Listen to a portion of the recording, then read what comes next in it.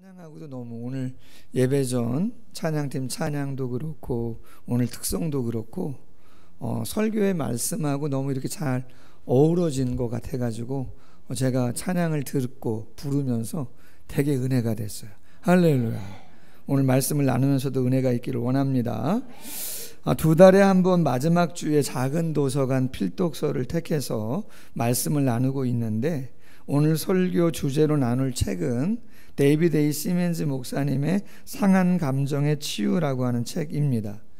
이 저자 목사님은 인도 선교사였던 부모님을 따라서 인도에서 16년간 선교 사역을 감당했고 미국 켄터키주 웰모 소재의 에즈베리 신학대학원 명예 교수로도 재직을 했습니다. 이 상한 감정의 치유, 이 책의 주제가 뭐냐? 상처난 감정들에 대한 성경적인 치유. 우리 모두 상처가 있어요, 없어요? 없으면 좋은데 상처가 있단 말이죠. 그 상처난 감정을 말씀 속에서 어떻게 치유받을 수 있는가, 그것이 주제다 이거죠. 상한 감정, 자신의 가치를 인정하지 못하는 것인데 계속 근심하고 자신을 부적합하게 여기면서 나는 좋지 못해라고 자신에게 말하는 사람, 상처받은 감정을 가지고 살아가는 사람들이다. 그럼 상처난 감정을 갖고 살아가는 사람들은 어떤 감정적인 질병들을 경험하게 되는가? 여러 가지 있지만 크게 세 가지 정도예요. 첫 번째는 열등감이 있습니다. 상처를 받으면 내 안에 뭐가 생겨요? 열등감이 생긴다. 나 못해. 나는 어떤 것도 해낼 수가 없어. 아무도 나를 사랑하지 않을 거야. 내가 손대는 것마다 잘못되었거든. 자신을 무가치하고 낮게 보는 감정이 상처 가운데 내 안에 생긴다. 두 번째, 완전주의 콤플렉스가 내 안에 생기게 된다는 거야. 뭐 이런 거예요. 나 절대로 성취할 수 없어. 나는 절대로 어떤 것을 만족할 만큼 잘하지 못해.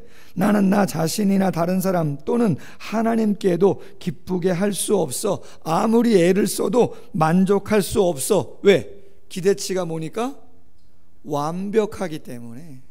그 완벽주의 콤플렉스의 상처로 인해서 마음에 쓰이는 사람들은 만족이 있을 수 없다는 거예요. 아무리 노력해도 퍼펙트한 삶을 영해가기 어렵다 보니까 패배감 경험할 수밖에 없는 거죠. 세 번째, 두려움을 경험한다는 거죠. 인생의 경주에서 실패할까 봐 아무것도 하지 않고 이런 말을 되뇌입니다. 나는 저 규칙들 마음에 안 들어. 심판이 잘못된 거야.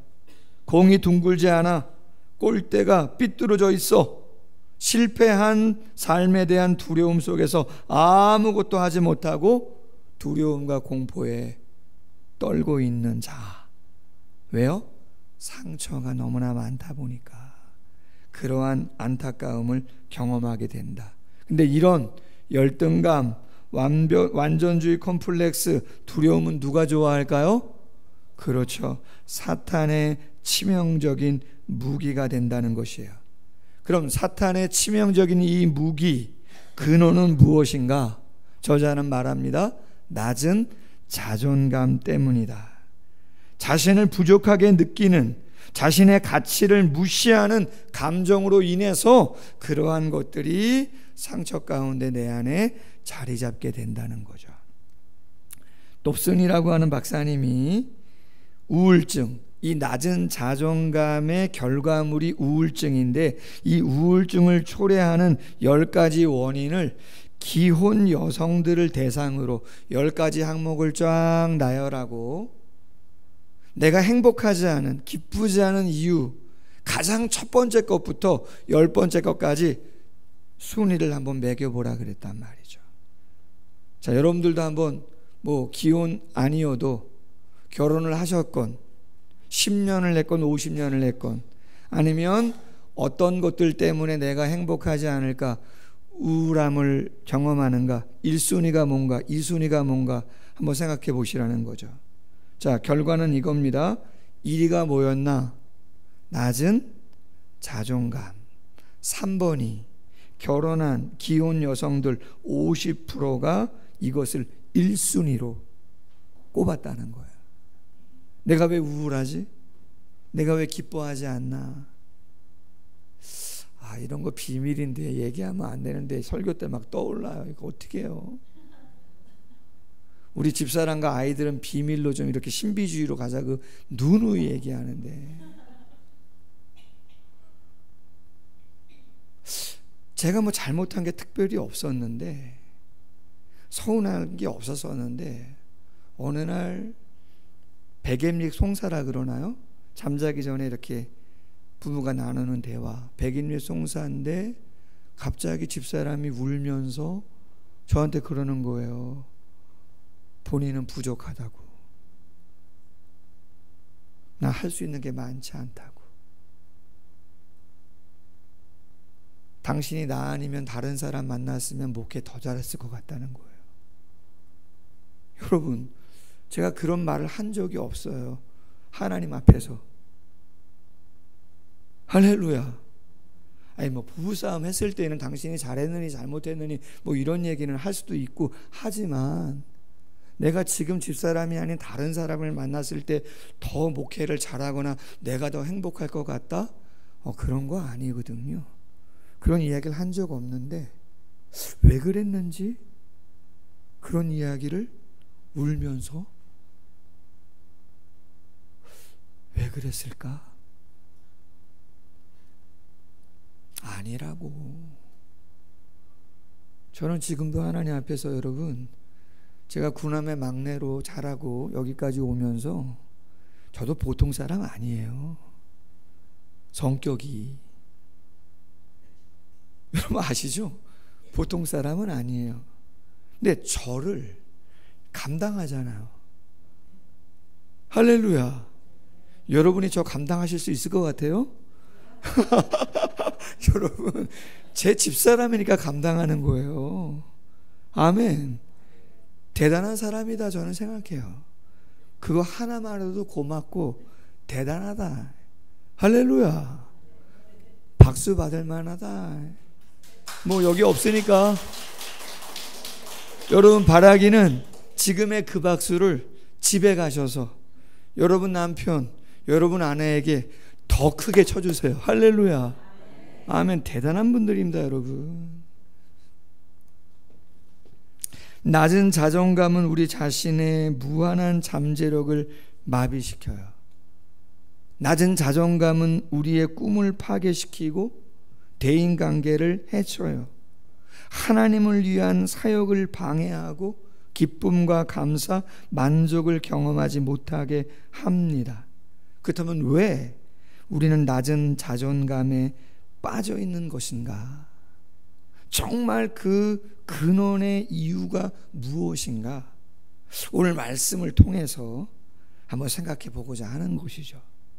여러분, 오늘 본문 말씀은 너무나 잘 아는 용서에 대한 주제의 본문으로 많이 알려져 있는 본문이에요.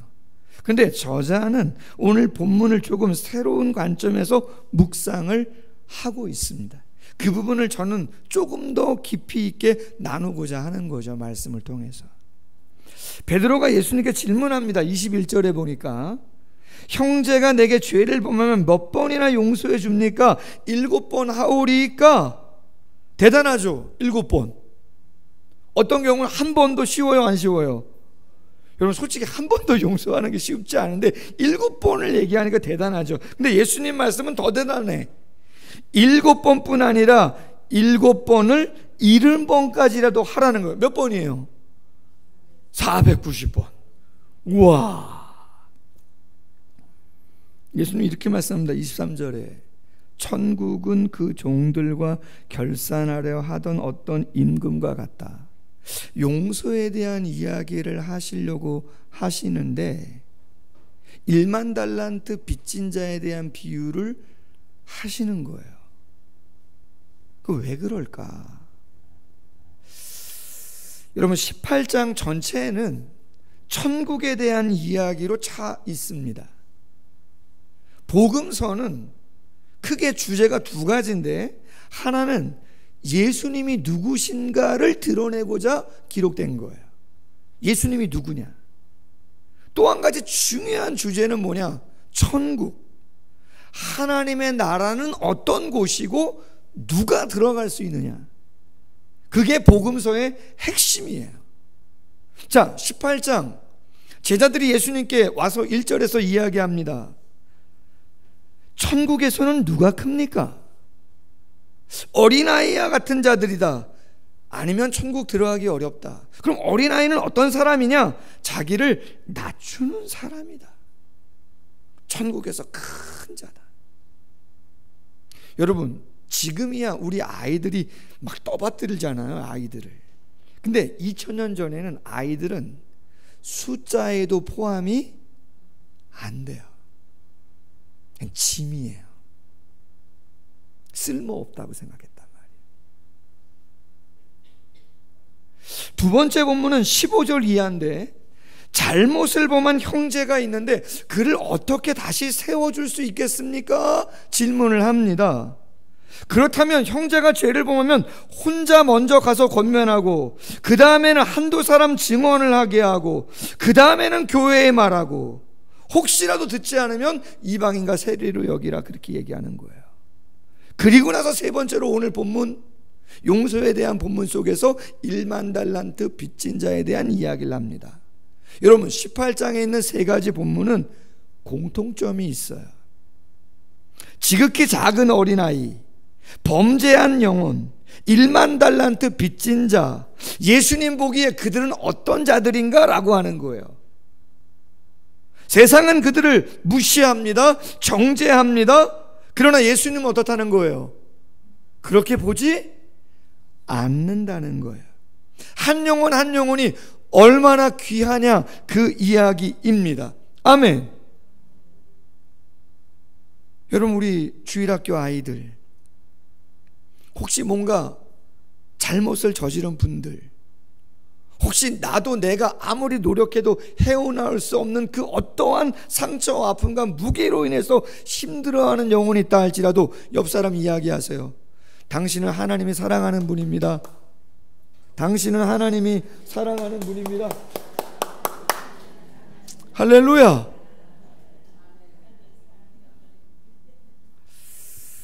여러분, 1만 달란트 비유를 아시죠? 한 사람이 그 나라의 임금에게 빚을 1만 달란트 졌습니다. 은 한 달란트 6천 드라크마, 한 사람의 하루 품삯 1드라크마가. 그럼 6천 드라크마 얼마일까? 10만 원 계산하면 은 1만 달란트는 6조 원이에요. 20만 원이면 12조 원입니다. 금 한 달란트는 은 한 달란트의 15배입니다. 그러면 금 한 달란트는 90조 원이고 20만 원이면 180조 원입니다. 180조 원, 90조 원을 탕감받았다. 자유롭게 놓아주었다. 아멘. 우리나라 최고 자산을 갖고 있는 분 100조 원 정도 됩니까? 안 됩니다. 2024년 포브스가 발표한 한국 자산 1위 모 그룹 회장 103억 달러입니다. 작년에. 15조가 안 됩니다.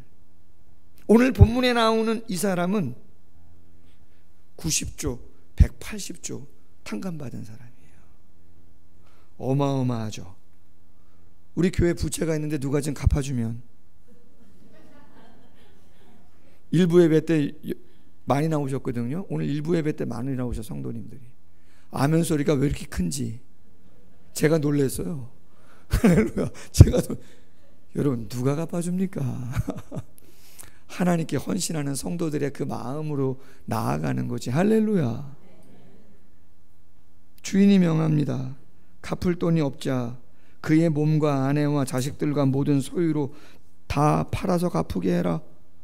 안 됩니다. 참으소서. 다 갚겠습니다. 얼마나 불쌍했든지 주인이 다 탕감해 줍니다. 근데 놀라운 건 그 탕감받은 90조 180조 탕감받은 사람이 놓여가지고 자유로운 몸으로 나오다가 자신에게 100데나리온입니다. 데나리온과 드라크마는 같은 노동자의 하루 품삯 단위입니다. 계산하면 약 1,000만 원 정도 되는 거예요. 그 사람, 자신에게 빚진 사람 딱 보자마자 어떻게 했다고요? 목을 잡고 막 흔들면서 내 돈 갚으라고 막 난리칩니다. 참아주소서, 갚겠습니다. 허락해요, 안 해요? 허락하지 않습니다. 옥에 가두어 버립니다. 곁에 있던 동료들이 그걸 보고 딱 가요 진짜 주인 임금에게 말합니다. 주인이 불러 32절이야. 악한 종아, 내가 빌기에 내가 내 빚 전부를 탕감해 줬는데 내가 너를 불쌍히 여김 같이 너도 내 동료를 불쌍히 여김이 마땅하지 아니하냐? 주인이 노하여 그 빚을 다 갚도록 그를 옥졸에게 넘겼다. 자, 예수님 용서에 대한 결론으로 35절 말씀합니다. 너희가 각각 마음으로부터 형제를 용서하지 아니하면 나의 하늘 아버지께서도 너희에게 이와 같이 하시리라.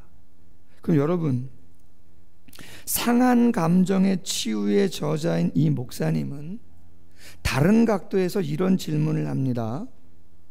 왜 이 종은 100데나리온 빚진 자를 탕감해 주지 않았나?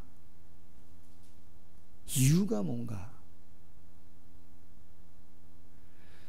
여러분, 90조 180조 빚졌어요. 이자가 얼마겠어요? 어마어마한 이자입니다. 어마어마한 수치였을 거예요. 그것만 감면해줘도 1,000만 원은 아무것도 아니죠. 본질적인 이유는 이겁니다. 너무 큰 액수여서 그랬는지, 못 믿었는지, 실감이 안 났는지, 그 1만 달란트를 탕감받은 것에 대한 감격이 이 사람은 전혀 없어요. 믿지를 못해요. 내게 아니에요. 자유를 못 누려요. 그 은혜를 못 경험하고 있는 것이에요. 그렇게 말씀을 하셨는데도 아직도 두려워, 아직도 우울해, 아직도 근심이고 걱정인 거죠.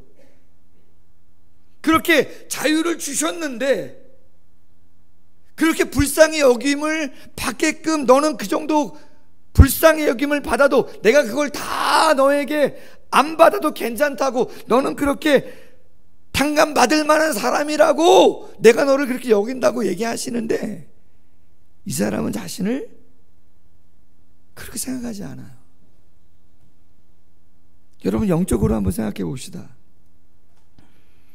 하나님께서 죄인인 우리를 예수님의 십자가 사랑으로 용서해 주셨다면, 정말 그 용서가 하나님의 인내와 영광의 용서로서 나에게 주어진 것이라고 내가 그 의미와 가치를 나에게 적용해서 정말 내가 그러한 존재인가라고 확신한다면,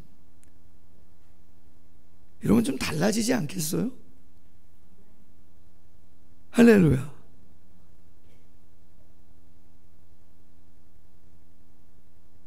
저희 교회에 인원이 그렇게 많지는 않지만 여러분, 이력을 이렇게 대충 생각해 보면요, 대단한 분이 많아요. 어제 어느 성도님이 잠깐 오셨는데 드디어 억대 연봉이 됐다 그래요. 놀랍지 않아요? 11조 생활 꼭 하시는 분입니다. 오래됐습니다. 여러분, 그런 분 한 분, 두 분, 세 분, 10분만 있어도, 아니 그 이상 인간적인 마음이 어떻겠어요? 당연히 좋겠죠. 내 자녀, 우리 교회 성도, 여러분 많아지면 감사하죠. 할렐루야.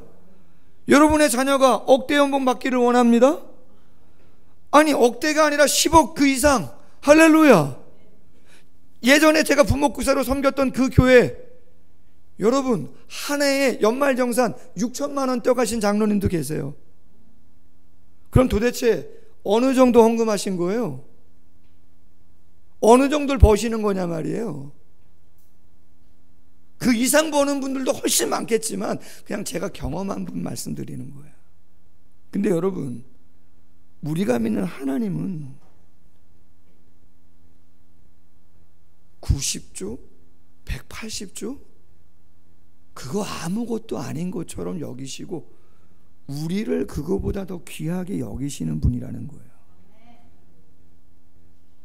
여러분, 내가 정말 그걸 믿는가?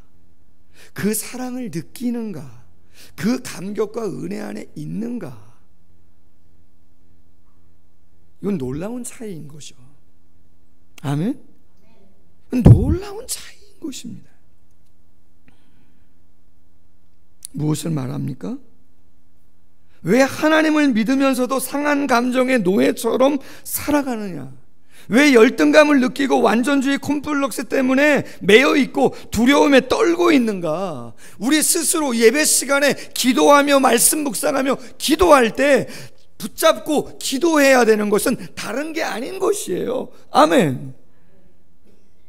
하나님의 사랑을 놓쳤다면, 그 하나님의 은혜와 나를 귀하게 여기시는 그 마음을 놓쳤다면 그 마음을 다시 회복하고 붙잡아야 되는 거죠.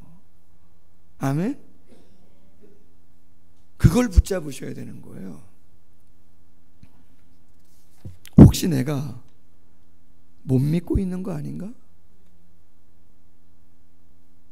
내가 아직도 세상이 보는 세상의 기준과 세상의 소리, 나의 낮은 자존감에 휩싸여 하나님이 나를 바라보시는 그 마음을 전혀 느끼지 못하고 그냥 살아가고 있는 거 아닌가? 나 진짜 감사하나? 나 진짜 기뻐하나? 고민해 봐야 되는 거죠.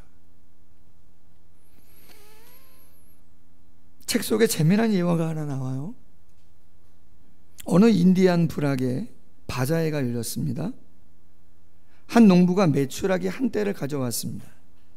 새가 날아갈까봐 발목에 줄을 메어 놓았습니다. 막대기를 동그랗게 세워놓고 그 줄을 다 막대기에다가 묶어놨습니다. 메추라기들은 원형 안에서 마치 노새들이 매일 재분소에서 계속 빙빙 도는 것 같이 곡식을 빻기 위해서 슬프게 계속 돌면서 걷고 있는 것입니다. 브라만이라고 하는 사람이 찾아왔습니다. 힌두교인이랍니다. 모든 생명을 귀중하게 여겨서 동물들도 불쌍히 여기는 마음, 측은함이 있었습니다. 그래서 가격을 묻고 주인에게 얘기합니다. 제가 저 메추라기 다 사겠습니다. 그래요? 그러면 돈 주십시오. 드리겠습니다. 근데 그 다음 말이 놀랍니다. 브라만이라는 사람이 말합니다. 저 메추라기 새 발목에 묶여있는 저 끈들 다 잘라가지고 자유롭게 날아가게 해주십시오. 아니 뭐라고요? 비싼 돈 주고 사셨는데 저걸 왜 날아가게 합니까? 날아가게 해주시면 좋겠다고, 자유롭게. 알겠다고. 어차피 돈은 받았으니까 다 잘라버립니다. 재미난 모양이 뭐죠? 메추라기들이 날아가요? 안 날아가더라는 거예요. 똑같이 줄을 맞춰서 그 막대기가 원형으로 되어 있는 거기를 빙글빙글 계속 줄 맞춰서 돌더라는 거죠. 아니 끈이 풀렸는데, 자유롭게 됐는데. 그래서 브라만이 주인을 통해서 억지로 날려보냅니다. 날아가라 날아가라. 가만히 있으면 안 되니까 조금 날라서 옆으로 갑니다. 근데 거기 또 메추라기들이 모이더니 어떻게 해요? 똑같이 동그랗게 조금처럼 발이 묶여서 끈에 묶여가지고 자유롭지 못한 것처럼 또 똑같이 뱅글뱅글 계속 돌더라는 거예요. 저자는 질문합니다. 당신은 이 이야기에 나오는 새의 모습 같지 않습니까? 죄로부터 자유케 되고 용서함 받은 하나님의 아들과 딸로서 하나님의 가족의 일원이 되었지만 자기 자신을 벌레나 메뚜기와 같이 생각하고 있지 않습니까? 가나안에 정탐을 보냈는데 10명이 와서 이야기하잖아요. 우리는 가나안에 있는 사람들에 비하면 어떤 존재라고요? 나는 메뚜기야. 난 메뚜기지. 메뚜기니까 열등감을 느끼고 두렵죠. 걱정태산이죠. 기쁘지가 않은 것이죠. 낮은 자존감, 치명적인 심리적 무기가 된다. 끊임없는 악순환이 이어져 가게 되는 거다. 그럼 여러분, 이 낮은 자존감을 비롯한 자신에 대한 자화상은 언제 형성하는가? 누가 낮은 자존감을 형성하게 했는가? 크게 4가지죠. 저자는 이렇게 말해요. 외부 세계, 내부 세계, 그리고 모든 악한 세력을 동반한 사탄, 그리고 하나님과 그분의 말씀에 대한 오해. 이 4가지. 자, 외부의 세계는 뭐예요? 사춘기 때까지입니다. 저자에 의하면 여러분이 어머니 뱃속에서부터 유아기, 유년기, 초등부까지 여러분의 부모님이나 형제나 그 누군가가 여러분에게 수없이 이야기했던 그 이야기가 여러분에게 뭐로 남은 거예요? 상처로 남은 거예요. 그래서 우울해요. 열등해요. 완벽해야만 될 것 같아요. 쉴 수 없어요. 낮은 자존감을 형성하죠. 여러분 스스로의 마음속에서도, 내부에서도 수많은 그러한 이야기들로 인해서 나에게 들려지다 보니까 나도 거기에 동조해야 하네요. 맞아, 나 별거 아니지. 내가 뭘 할 수 있겠어. 난 아무것도 아니야. 3번째 뭐라고요? 모든 악한 세력을 동반한 사탄. 사탄은 거짓의 영이잖아요. 우리 자신을 속여요. 미혹해요. 열등감을 계속 가지게 해요. 온전한 잠재력을 발휘하지 못하게 하는 것이죠. 제가 주목했으면 하는 것은 4번째, 잘못된 장화상을 갖게 하는 것 중에 중요한 게 하나 있어요. 하나님의 말씀에 대한 곡해, 오해라는 거죠. 저자는 말합니다. 책에서 마태복음 22장에 율법사가 예수님께 질문합니다. 가장 큰 계명이 뭐냐? 아시죠? 하나님 사랑, 이웃 사랑이잖아요. 근데 저자는 말합니다. 아니다. 하나님 사랑과 이웃 사랑, 하나님 사랑에서 이웃 사랑으로 넘어가기 위해서는 그 중간에 하나가 더 있어야 돼요. 뭐가요? 자기 사랑, 나를 사랑하는 거. 이기심이 아닙니다. 개인주의를 말하는 게 아니에요.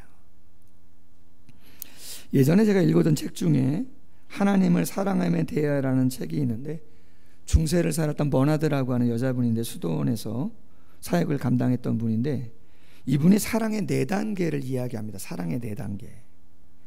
첫 번째는 자기를 위해서 자기를 사랑하는 거예요. 세상의 사람들이 다 하는 사랑의 모습과 이유와 목적이죠. 2번째는 자기를 위해 누굴 사랑해요? 하나님, 아니면 다른 신. 하나님이 수단이고 목적이 누구죠? 나예요. 잘못된 거죠. 3번째는 하나님을 위해 하나님을 사랑하는 거예요. 여러분 잘 들으세요. 설교를 하고 꽃꽂이를 하고 피아노 반주를 하고 방송팀에서 봉사하고 안내를 하시고 도우미라고 뭘 하시든지 간에 여러분 그것은 하나님의 영광, 하나님을 위한 것이지만 하나님만을 위한 것은 아닙니다. 무슨 얘기냐? 잘 들으셔야 돼요. 여러분의 자녀가 여러분만을 위하여 살기를 원하시는 겁니까, 여러분이? 우리 정집사님, 장집사님, 우리 나윤자매 나오셨는데 할렐루야. 나윤자매가 여러분만을 위해서 죽도록, 할렐루야.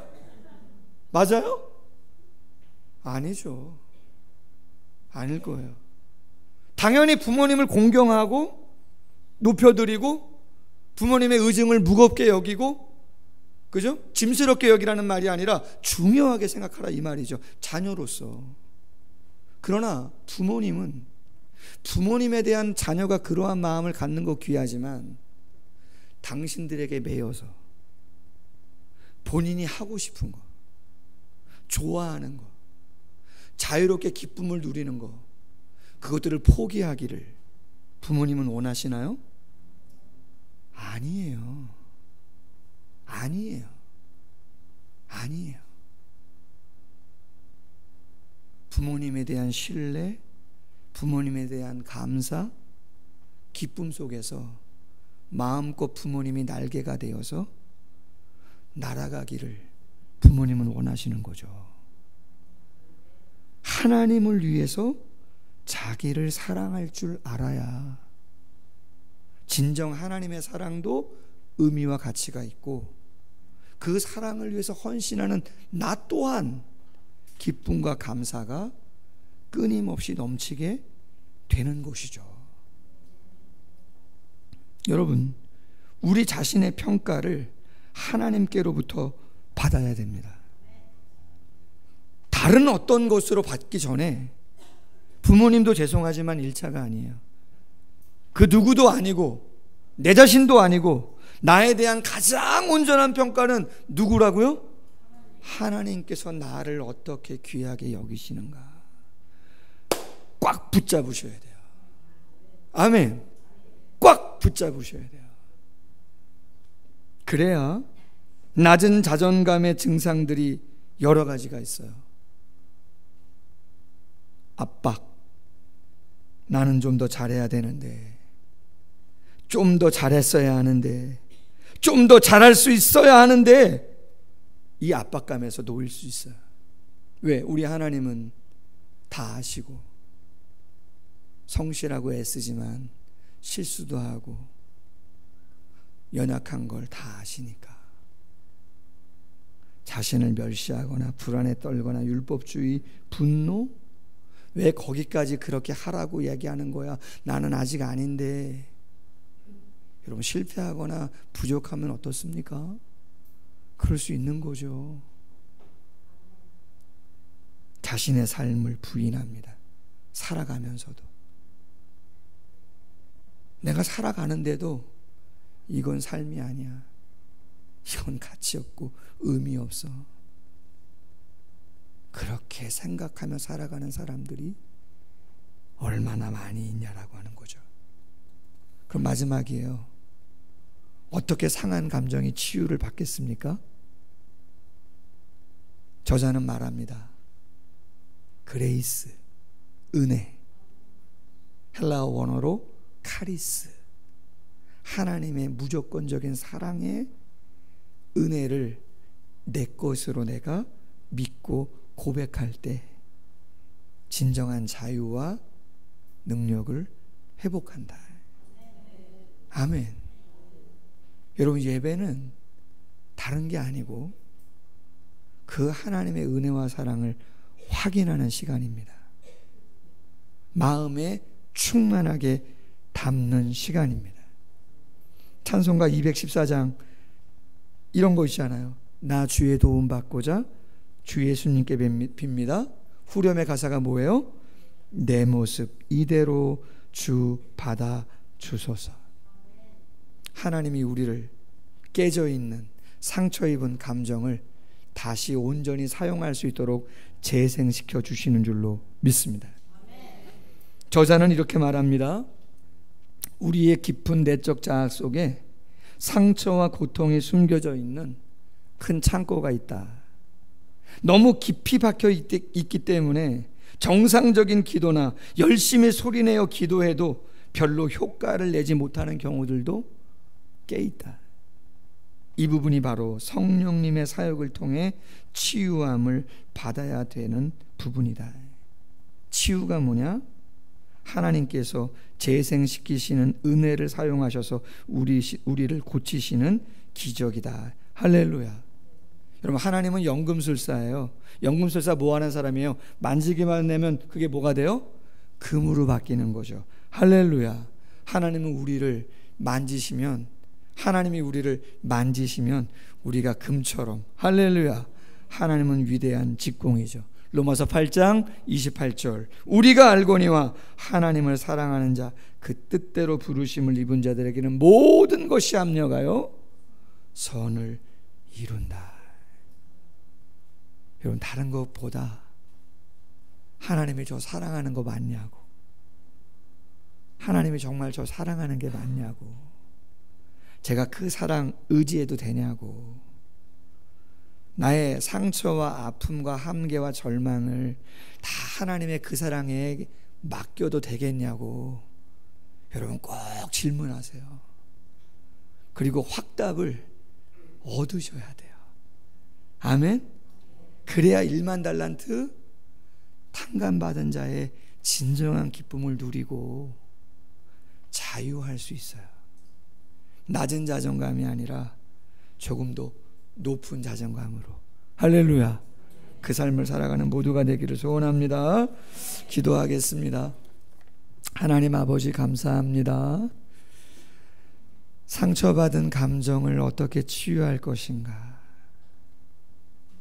자랄 때부터 여기까지 오면서 아직도 우리 마음 깊은 곳 창고에 열등감, 완벽주의 콤플렉스, 두려움, 그것들에 대한 결과물인 우울증이 우리 안에 여러 가지로 담겨 있습니다. 애를 써도, 노력을 하는 것 같아도 늘 마음이 공허하고 허전하고 안타깝고 제대로 평가받지 못하는 것 같은 눌려있는 마음이 끊임없습니다. 어떻게 치유가 가능한가? 오직 하나님의 십자가의 사랑과 은혜가 나에게 어떠한 것을 갖다 주었는가, 거기서부터 다시 한번 생각하고 출발할 수 있도록 하나님 도와주시기를 원합니다.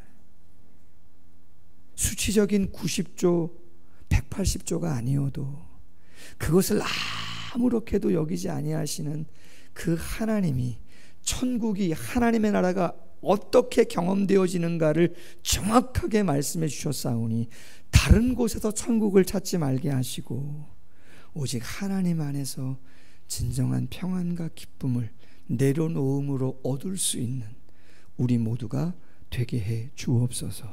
예수님의 이름으로 기도하옵나이다. 아멘. 예, 우리 찬송가 312장